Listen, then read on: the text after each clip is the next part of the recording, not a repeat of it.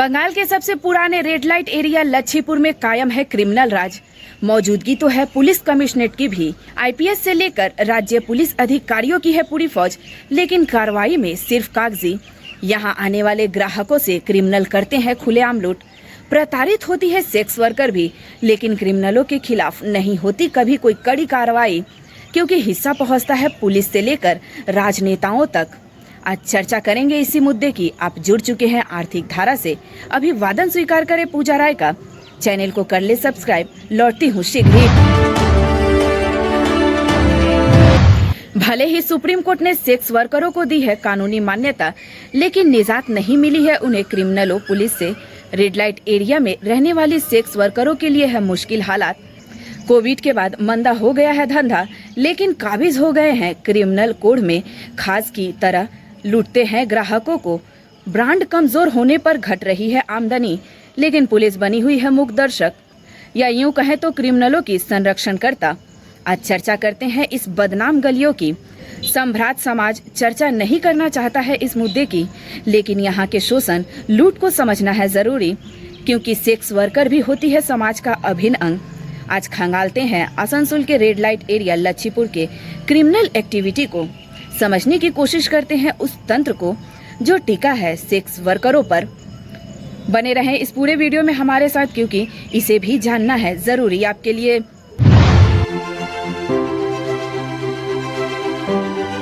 साल 2019 में India journal of public health ने एक रिपोर्ट की थी प्रकाशित। इसमें किया गया था दावा, देश में सबसे अधिक महिला सेक्स वर्कर है बंगाल में। देश में महिला सेक्स वर्करों की संख्या थी 10,80,000। कोविड के बाद इनकी संख्या में तेजी से आई वृद्धि। देश की कुल संख्या में बंगाल की भागीदारी है 25%। उसी समय थी 4,55,000 महिला सेक्स वर्कर जो सक्रिय थी राज्य के विभिन्न रेड लाइट एरिया में।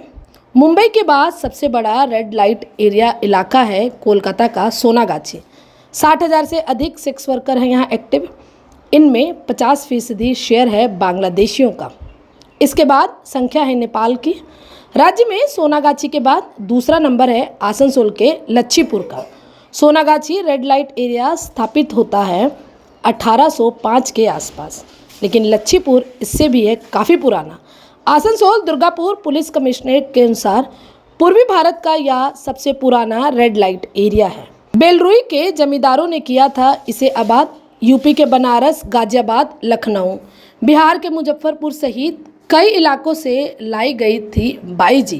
कोठा में संगीत के साथ जिस्म फरोशी से जुड़ी महिलाओं को कहा जाता है बाईजी। जमींदारों ने इन्हें बसाया सीतारामपुर में। अभी स्टेशन के पास विश्वकर्मा नगर के नाम से जाना जाता है यह इलाका। इसके बाद समीपवर्ती 2 गांव में हुआ इसका विस्तार। ये है चपका और लच्छीपुर। करीब 1500 सेक्स वर्कर हैं सक्रिय। इन 3 इलाकों में रानीगंज कोयलांचल के विकास के साथ साथ परवान चढ़ा यह इलाका भी। कोयले का अधिक परिवहन होता था ट्रकों से। ट्रकों के चालक के लिए था यह ठिकाना। कोयलांचल में थे अन्य प्रदेश के श्रमिक, उनके मनोरंजन का भी था सेंटर। बिहार, झारखंड, उड़ीसा से रसिक आते हैं मुजरा सुनने। बिहार के कई विधायक, पूर्व विधायक भी रहे हैं विवादों में। पुलिस भी स्वीकार करती है यह तथ्य। पुलिस अधिकारियों का एक हिस्सा स्थानीय अपराधी करते हैं इनका शोषण। पुलिस अधिकारियों की रहती है शर्मनाक भूमिका। साल 2021 में पुलिस कमिश्नर जिला शासक के नेतृत्व में हुई थी छापामारी। 22 नाबालिग युवकों की गई थी बरामद। 22 नाबालिग युवकों की गई थी बरामद। 2 दर्जन से अधिक आरोपी गिरफ्तार किए गए पॉक्सो एक्ट में। कस्टडी ट्रायल हुआ आसनसोल जिला अदालत में, लेकिन सभी आरोपी रिहा हो गए बाइज्जत। पुलिस कोर्ट में जमा न कर सकी एक भी सबूत। पूरे देश में हुई थी भारी फजीहत, लेकिन पुलिस को नहीं पड़ा इससे कोई फर्क।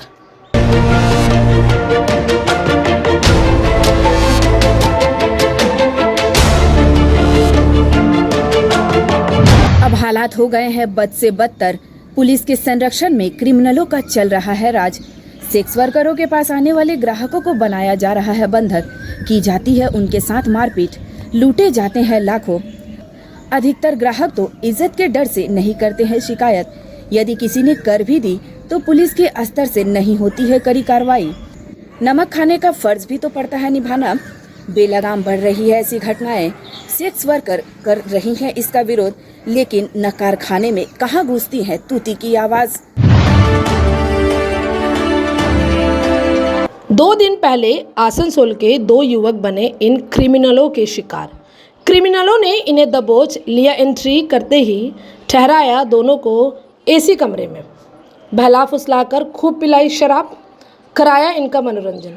कुछ समय बाद ही थमा दिया 2 लाख रुपए का बिल। इनकार करने पर खूब ही पिटाई। मजबूरी में भुगतान किया ऑनलाइन 1 लाख रुपए। नगद 30,000 रुपये की छिनताई हुई। अलग से लूट ली गई उनकी बाइक। लोकल होने के नाते शिकायत पहुंची पुलिस तक। पुलिस ने बरामद कराई लूटी बाइक। मामला हो गया रफा दफा। 1,30,000 रुपये की हुई बंदरबाट। न्यामतपुर फाड़ी प्रभारी अखिल मुखर्जी ने किया दावा, नहीं मिली है पुलिस को ऐसी कोई शिकायत। अखबारों सोशल मीडिया में छपी है यह खबर, लेकिन पुलिस आयुक्त के स्तर से नहीं हुई कोई कार्रवाई। यह नहीं थी कोई पहली घटना। झारखंड के जमशेदपुर से आए थे ओम शंकर 4 दोस्तों के साथ। उनका भी था यही आरोप। पहले तो की गई उनकी जमकर पिटाई। लूटे गए 50,000 रुपये नगद, मोबाइल फ़ोन।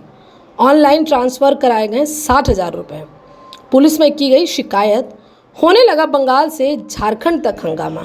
दिखावे के लिए पुलिस ने गिरफ्तार किया 5 आरोपियों को। इससे पहले साल 2021 में भी हुआ था काफ़ी हंगामा। बिहार के नवादा जिला से आए थे 4 युवक निजी वाहन से यहाँ। उन्हें बंधक बनाकर दम भर की गई पिटाई। छीन लिए गए नगद रुपए, ट्रांसफ़र कराए गए लाखों ऑनलाइन। 5 लाख की अतिरिक्त मांग पर बंधक बनाकर रखा गया उन्हें घंटों। किसी तरह 2 युवक भागने में हो गए सफल। इसके बाद हुआ इसका खुलासा। बड़ा पुलिस पर जन दबाव। पुलिस ने रेस्क्यू किया उन युवकों को बंद कमरे से, लेकिन पुलिस कार्रवाई हुई दिखावे के लिए। स्थानीय समाज सेविकों का है आरोप, इस तरह की घटनाएं होती हैं हर 2-4 दिन के बाद, लेकिन 99% मामलों में नहीं होती कोई शिकायत। पहले रेड लाइट एरिया में संरक्षण लेते थे दुर्गत अपराधी। पुलिस की भूमिका सेक्स वर्करों के साथ होती थी पॉजिटिव। आपको याद होगा मेरा गांव मेरा देश फिल्म का दृश्य। पुलिस अधिकारी धर्मेंद्र डकैत विनोद खन्ना को गिरफ्तार करने में लेता है नारकती की मदद। गाना था हाय शर्माऊँ किस किस को बताऊँ, ऐसे कैसे मैं सुनाऊँ सबको अपनी प्रेम कहानियाँ। बलमा की हाय 3 निशानियाँ। लेकिन अब बदल गई हैं परिस्थितियाँ। अब पुलिस नहीं पकड़ती क्रिमिनल, बल्कि उनको देती है लूट की छूट। ये क्रिमिनल सक्रिय हैं लच्छीपुर, चपका, मुजरापट्टी में। पहले इन रेड लाइट एरिया मध्य तैनाती होती थी पुलिस की। पीड़ितों को मिलती थी थोड़ी मदद, लेकिन किसी बहाने से हटा दी गई पुलिस चौकी ताकि इन क्रिमिनलों को मिल सके खुला मैदान। सेक्स वर्कर कर रही हैं इसका विरोध। उनका है दावा, हो रही है इलाके में बदनामी, घटती जा रही है ग्राहकों की आवाज। यही स्थिति रही बरकरार तो सिमट जाएगा यह धंधा। भूखे मरने के लिए विवश होंगी सेक्स वर्कर। दोबारा समन्वय समिति बनी हुई है निष्क्रिय। बेखौफ चल रहा है जंगल राज। इस वीडियो में इतना ही। मिलते हैं शीघ्र नए मुद्दे के साथ। बने रहें हर अपडेट के लिए आर्थिक धारा के साथ, क्योंकि हम जुड़े हैं अपनी माटी अपनी धाती से। अब नजर डालते हैं दिन भर की कुछ फटाफट खबरों पर।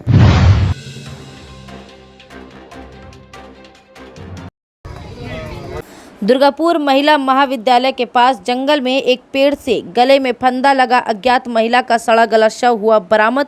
शव के पैर छू रहे थे जमीन को और शरीर में पड़ चुके थे कीड़े। स्थानीय युवकों ने शव को देखकर दी पुलिस को सूचना। दुर्गापुर थाना ने शव बरामद कर शुरू कर दी है जांच। महिला की मौत हत्या है या आत्महत्या नहीं है अभी स्पष्ट।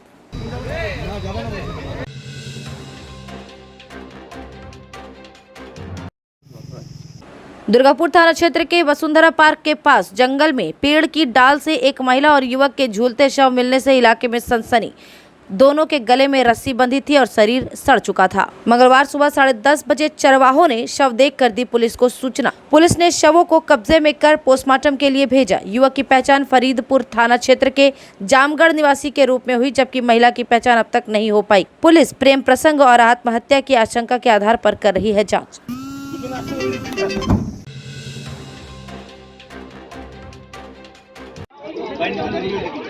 पांडेश्वर के ज्वाल बांगा इलाके में ईसीएल द्वारा बनाई गई जल टंकी अचानक गिर गई। हादसे में 2 युवक बचे बाल बाल। स्थानीय निवासियों का है आरोप, टंकी घटिया सामग्री से थी बनी। घटना के बाद लोगों का विरोध हुआ शुरू और नई टंकी बनाने तक आंदोलन जारी रखने की दी चेतावनी। मौके पर पहुंची पुलिस, जबकि ईसीएल ने कोई जवाब नहीं दिया। এখানে বসে চান করছিলাম তো তার মধ্যে এই দুদিকে ফুটে পড়তে গোটায় জলের ইয়েতে জল চলে তারপর হাইটে জল ছিল গোটায় মানে ছটকে পড়ে গেল। তারপর আমার দুদিন এখানে পড়ে গেল টাঙ্কিটা ভাঙলো কিভাবে? জলের প্রেসারে। আমাকে গ্রামের লোকরাই বলছিল, দাদা যখন কাজ চলছে সিমেন্ট খুঁজে পাওয়া যাচ্ছে না, কি ধরনের রিজার্ভার হচ্ছে বুঝতে পারছি না, শুধু বালি আর বালি। 22-1-23 ভাগে কাজ হচ্ছে, মানে 22 ড্রাম বালি তো 1 ড্রাম সিমেন্ট, এটা টিকবে না। কিন্তু কারো বলার সাহস নেই এবং তার পরিণতি হলো যে আজকে ওটার উদ্বোধনের দিন ছিল, আজ ওটাতে জল ভরে ওটা টেস্টিং হবে এবং জল ভরা হলো, সঙ্গে সঙ্গে ওই রিজার্ভার ভেঙে পড়লো। একজনের সামান্য লেগেওছে, আহত হয়েছে। আসল রূপ ধরা পড়ছে বিধায়কের পাণ্ডবেশ্বরের, যে বিভিন্ন জায়গায় কাটমানি কাটমানি কাটমানি ছাড়া অন্য কোনো কাজ নেই।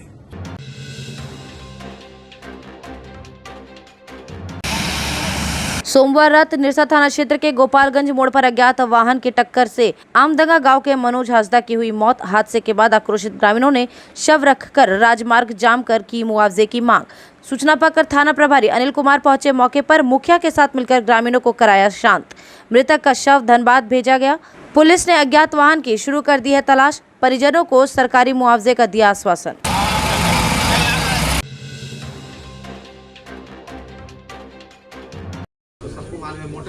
धनबाद के निरसा थाना क्षेत्र के मदनपुर गांव में रविवार को पारिवारिक विवाद के चलते एक भाई ने दूसरे भाई शेख रहमान को गोली मार दी। रहमान की जांघ में गोली लगी, जिसे इलाज के लिए उसे धनबाद भेजा गया। झगड़ा रहमान और इस्माइल और जीजा अब्दुल्ला के बीच चल रहा था।